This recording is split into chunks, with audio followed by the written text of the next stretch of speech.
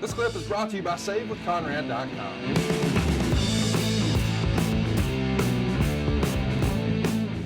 So once again, WWF purchases WCW. Huge moment in time for the wrestling business. And one of the major moments that's talked about for the demise of WCW was Chris Jericho leaving and signing with the WWF.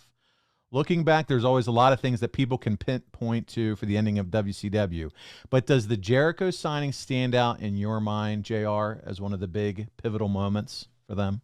For WCW? Yeah, losing I don't him. know. You know, they had a lot of talent. They were underutilized in some people's eyes. It certainly didn't do them any favors, but, you know, until I read that somewhere, maybe in this script or going over the notes and stuff, I never recruited Chris Jericho in that famous meeting with Jerry Briscoe and I, meeting Chris at the Bombay Bicycle Club in Tampa, in the hopes it's going to disrupt WCW. That's not the right way to recruit. I was trying to hire a guy that could help us. He could play. He could play offense. He could play defense. He could play special teams. He could talk. He could wrestle. He could brawl. He could do everything. So that's where I was with that deal. I don't think so. I don't think it had it was a big turning point. And that's not denigrating the skills of Chris in WCW. But in WCW, it didn't look as if, Paul, that he was going to be utilized to his full ability. And that's what brought him to us. That's what he wanted out. And I took advantage of that situation, and we were able to get him signed, which one of the best signings that I ever did. Our team ever did. You know, Jerry Briscoe's right there too. And Jerry was a very respected guy, and Jericho's a fan of the business. And if you're a fan of pro wrestling, you sure as hell have a good working knowledge of the Briscoe brothers. I'm not knocking the ECW Briscoe brothers. I kind of thought they're kind of cool. But the Jerry and Jack Briscoe were famous. They're folk heroes. They were Hall of Famers. Everybody loved the Briscoes. They loved their style. There's no smoother wrestler in the world that I ever saw than Jack Briscoe. So all the boys took something from the Briscoes over time.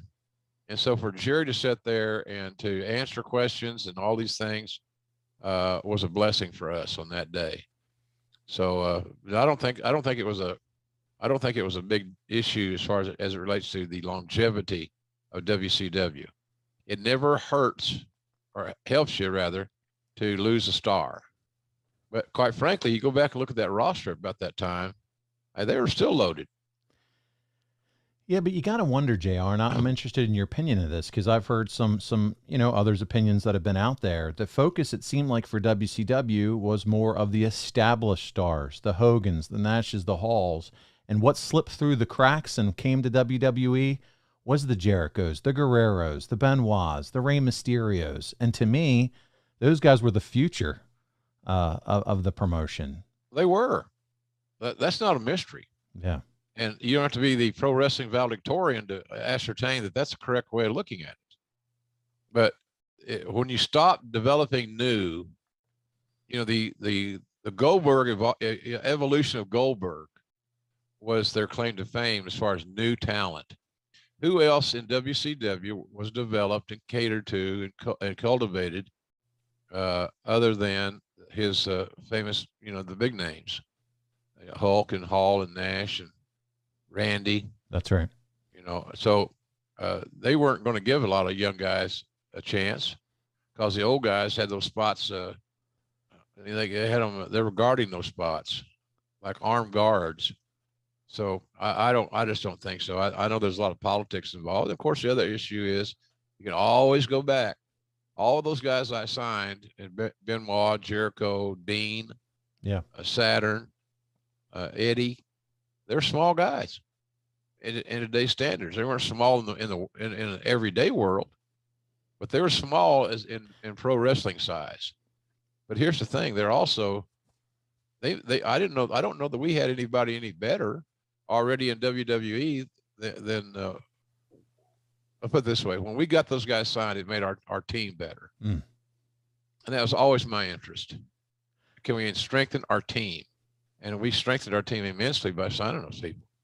I'm sure that's what you have to appreciate, though, now, though, when you think about Jericho, where he's at 50, or a CM Punk or a Danielson, where they come in, they're like, I want to work with this young guy, that young guy. Give me him. Give me him. It's almost like, hey, we learned from what we saw. Jericho is that way now, working with, he put that inner circle group together and gave all those guys a heartbeat. The folks in his group, his faction. And, I see the same trait with CM Punk, willing to work with anybody that he believes he can have a good match with, and as a teacher, as a coach. So I think that's crucial. Any promotion that's not, now I see WWE's trying to do that now. Mm-hmm. They're catching their NXT show is largely a true developmental feel, and they're looking for the next big thing. But so is AEW, so is everybody else, so is the NWA, so is MLW. Well, all those places, they're looking for the next big thing, and you never know where you're going to find them. You never know how you're going to find them. So you always can have your short list mentally, but quite frankly, it's a constant search every day. You're looking for the next big thing. Hey, it's Conrad Thompson. Thanks for checking out the podcast here on YouTube. Be sure to hit the subscribe button and the notifications bell so you get a notice anytime we upload some new content.